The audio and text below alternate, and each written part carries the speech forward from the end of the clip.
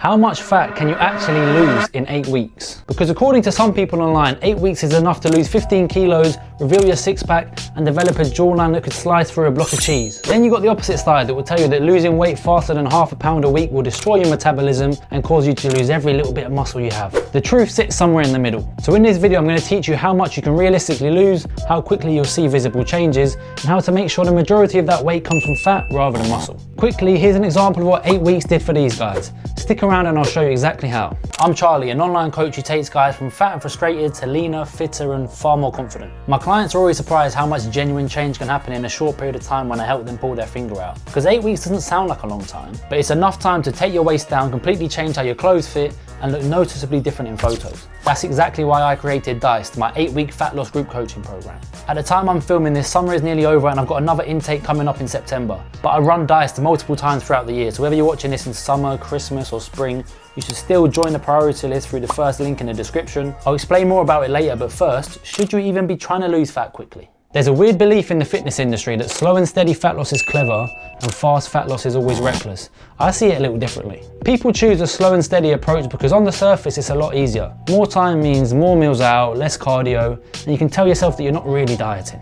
Say the slow approach is a 4-month fat loss phase. You start well, dropping a fair bit of weight in the first couple of weeks, and then progress slows to losing maybe a pound a week. But the end date is so far away that deep down you know you're not going to stick to the diet for the full period, which makes it a lot easier to fall off for a few days, put the weight back on and feel devastated. An 8-week phase gives you a visible finish line. Yes, you'll have to make more sacrifices, but the "it's only 8 weeks" mentality makes those sacrifices feel a lot more worthwhile. And because you see progress quicker, you actually stay motivated for the whole period. Listen, fat loss isn't fun. Whether it's 8 weeks or 8 months, it's still not fun. Nope. So in my opinion, the goal should be to lose as much fat as you can realistically maintain without losing muscle, wrecking your recovery, and absolutely hating your life. I mean, hating it a little bit is sort of expected in the fat loss phase though.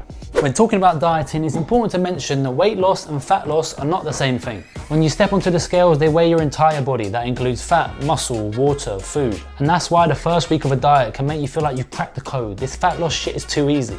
You eat less food, often less carbs and probably less salt, and suddenly you're 2 kilos lighter. Unfortunately, you haven't torched off 2 kilos of fat in 4 days. When you eat carbs, your body stores more water, so because you haven't been eating carbs, you're just holding less water. So that explains the initial drop, but we've all experienced stepping onto the scales feeling confident because we've seemingly done everything right recently, only to see a spike in weight.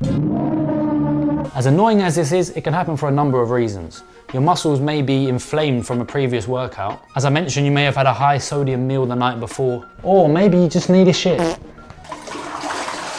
So how much can you realistically lose? Putting the initial drop aside, a realistic range is from 0.5% to 1% of your body weight per week. So over 8 weeks, that means roughly 4 to 8% of your starting body weight. The leaner you are, the closer you expect to be to the lower end of that range. The fatter you are, the closer you should be to the higher range. So for an 80 kilo bloke, somewhere around 3 to 6 kilos of scale weight would be a challenging but achievable range. But remember, the goal isn't to lose the maximum amount of weight, it's to lose as much fat as you can while keeping the muscle that will actually make you look good. We all know someone who's taken a Ozempic or another fat loss drug, and yes, they've lost a lot of weight, but they don't look right. Their skin sags, they look like they're wearing a full body foreskin.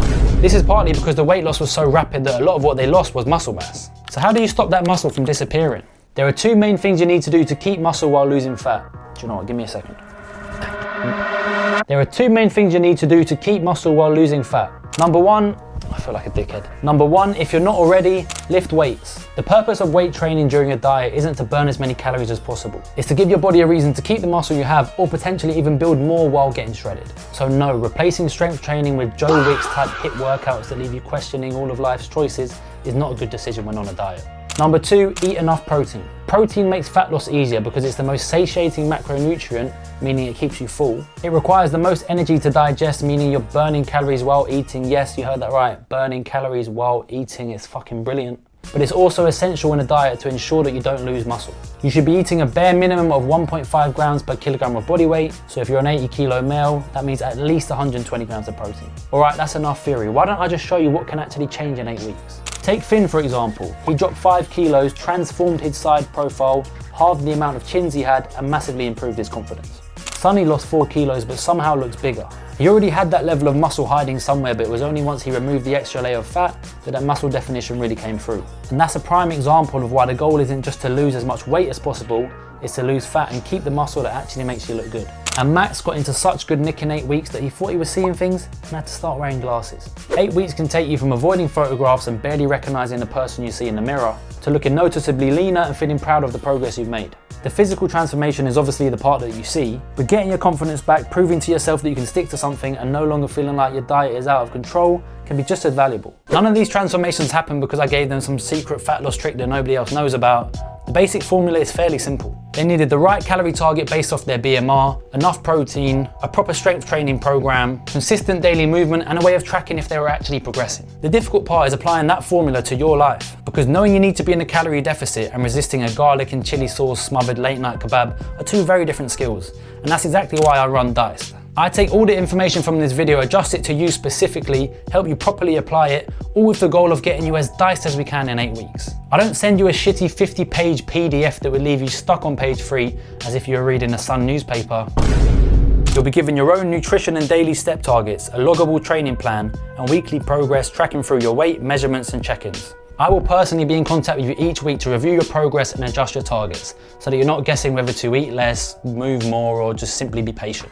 As I said, at the time I'm filming this, summer is coming to an end and I've got an intake starting in September. Because when summer ends, you've got two options. You can carry the weight you've gained from your holidays into Christmas, where you inevitably put on even more fat and arrive in January absolutely scrambled, or you can get rid of it straight away. That way you'll be in a much better position to survive the mince pies, chocolates and Christmas parties without getting progressively fluffier. But Diced isn't a one-off, I run it a couple of times throughout the year. So whether you're watching this in summer, Christmas or spring, you should still join the priority list through the first link in the bio, because there's always a Diced launch coming up. The priority list doesn't commit you to anything, but if you're not in it, you'll miss out on early access, and as spaces are limited, you might miss out overall. So how much fat can you lose in 8 weeks? A pretty dramatic amount that can transform how you both look and feel. Join the priority list if you haven't already, and make sure to follow me on Instagram to see the behind the scenes of just how much fat loss my guys achieve in Diced. And until next time, see you in a bit.